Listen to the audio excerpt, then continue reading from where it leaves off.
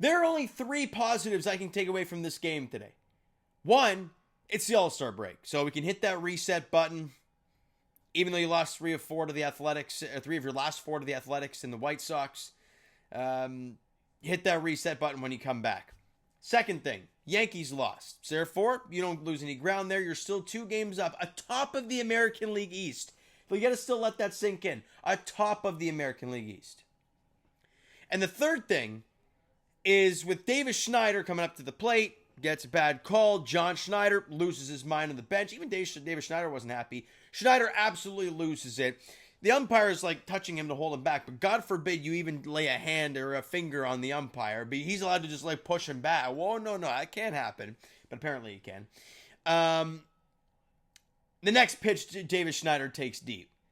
And he wasn't even close. He launched this thing. Now, did it mean anything in the game? No, you were down 4-0. It made it 4-1. Next half inning, they made it 6-1.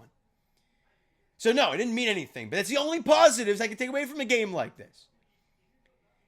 So I'm not going to spend too much on this ball game, guys. Barger went deep, making it 6-3. Sure. But in the end, Ernie went 0 for 4 in the leadoff hole. Bo 1 for 4. Vladdy, 1 for 4. The runs scored. And guess what? Got a single. Kirky 0 for 3. Barger 1 for 3 with a homer. Davis Schneider 1 for 3 with a homer. The Jays had 4 hits. It's just not good enough. I think they had 6 yesterday. 4 today, 9 strikeouts. They didn't walk any times. It was not great. But Jose Barrios was awful as well. Like, that can't go unnoticed. 3 innings, 5 hits, 4 runs, all of which were earned. Allowed the 2 homers, walked 2, only struck out 1. Not good. Not good whatsoever. Tommy Nance went out there, went an inning, didn't allow, walked a guy, and I believe that was probably the start of the next inning. Then Justin Brule came in there and allowed the 2-run shot. I believe it was to Nick Kurtz, who's been so good for the Athletics. He had allowed 2 hits in a run, got a strikeout. Braden Fisher faced 2 guys, got them both out. Chris Bassett came in relief. That's where we were at this point. He went an inning and had a strikeout, so a very weird ball game at that. Brendan Little and Yariel Rodriguez had clean innings, and that's all she wrote. It just wasn't any good, and you wrap it up there. So what I'm going to talk about today is nothing to do with this ball game, okay?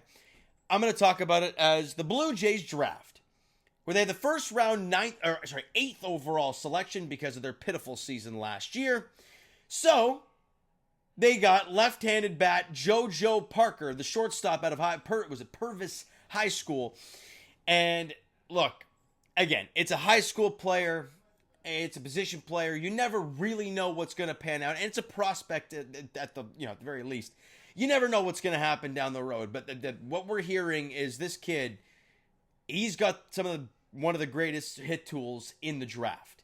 Right? You look at a guy like Eric Cross on MLB. Shout out to Damon on Twitter for putting the quote out there. I love JoJo Parker. He's a guy I settle on as my favorite player in the draft class out of all the prep shortstops. The blend of hit and power may be the best. And Underdog MLB tweeted out as well, 60 grade hit tool, 55 power grade. He hit .489 with 13 homers and 30 stolen bases this year in high school. He is an elite talent. The comparison they put out there was got a Gunnar Henderson of the Orioles. Look, Jays fans, this minor league system has changed a lot. They have a lot of pitchers in the minor leagues. I'm not saying they don't draft them anymore because it's baseball. You're always going to need arms. However, if you look at the Jays minor league system, other than Arjun Nimala, what really offensively do you look at and go, whoa, okay, there's some talent there. And even Arjun Nimala's been struggling a lot recently. You don't see much. Now, is this kid going to be anything? It's a prospect. Who the hell knows? But nonetheless, bringing in a lefty bat with a lot of power, great hit tool into your organization, it's a great start. The organization, I'm tired of hearing, good bat-to-ball skills. He's a good batting average guy, but he's got no power. Like, tired of that. Enough of it. And we're starting to see that change a little bit more. So that's good to see from the organization. But that's it. That's all I got for you guys. I didn't want to talk about this game anymore. It was pretty bad. You lost 6-3. You lose the series. You lost 3 of 4. You're 3 of your last 4 to the Athletics and White Sox. You're 14 games over 500. Look, like I said, you hit that reset button when you come back because, boy, do you have a stretch coming up when you get back. Starting on Friday, you welcome in the San Francisco Giants to town. It's a 3-game series at Rogers Center. But what we've seen is that the Blue Jays at Rogers Center have been a hard team to play. The record at home has been very good this season. The road record, not as good, which might tell you a little something. I don't know, but I'm hoping not. But because you were hoping they would beat the crap out of the White Sox and beat the crap out of the Athletics and bring that road record up to like 500 or something, but that's not the case.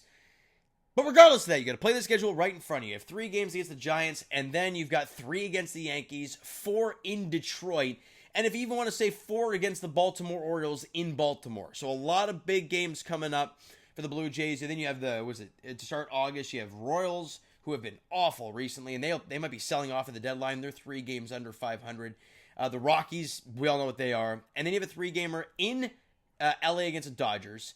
And then Cubs at Rogers Center. So yeah, you have some tough games coming up, but it's not a daunting schedule to begin with, or over the longevity of it. But to start, when you come back from the All-Star break, like I mentioned, you have Giants, Yankees, Tigers. It's gonna be tough, but it's gonna test this team. Like, yes, we've seen good stretches. They had the 10-game win streak. The vibes were immaculate. We're first in the AL East. We're feeling good about things, but it's also July. And it's not who has the best stretch. This is what I've said in all my sport videos in the past. It's not who has the best stretch of the season. It's not who has the best start. It's not even who has the best finish of the season. It's who's the best over the longevity of the 162 ball games. So yes, the Jays had the great streak. They were feeling good, but they also ended this streak, before the All-Star break pretty bad.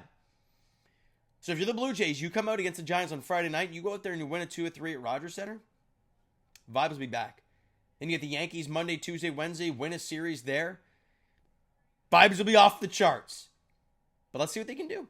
All right, so you know what, guys, that's going to do it for this one. If you enjoyed the video and are kind of ready, for the All-Star break, after this series loss, we're all kind of pissed off a little bit. So, let's just take a deep breath, step back a little bit, and enjoy the week. Because I'll be at a cottage actually tomorrow, right through till Friday when the Giants start back against the Jays against the Giants. So it worked out perfectly for me. But regardless of that, that is going to do it for this one. If you enjoyed the video and just are ready to get ready to get the All-Star break underway, hit the like button to appreciate it. Hit the subscribe button. You guys not done so already. Comment down below your thoughts on the video, thoughts on the game. What did you like? What did you not like from today's game for the Toronto Blue Jays? Twitter, Discord, Instagram, TikTok, all that stuff is down below. So follow there if you haven't done so already. And I will talk to you guys, of course, Jays edition, when I'm back home on Friday. And as well, the Blue Jays are back home on Friday as they host the San Francisco Giants at Rogers Center. 7:07 first pitch. There's nothing lined up right as of yet when it comes to the starters.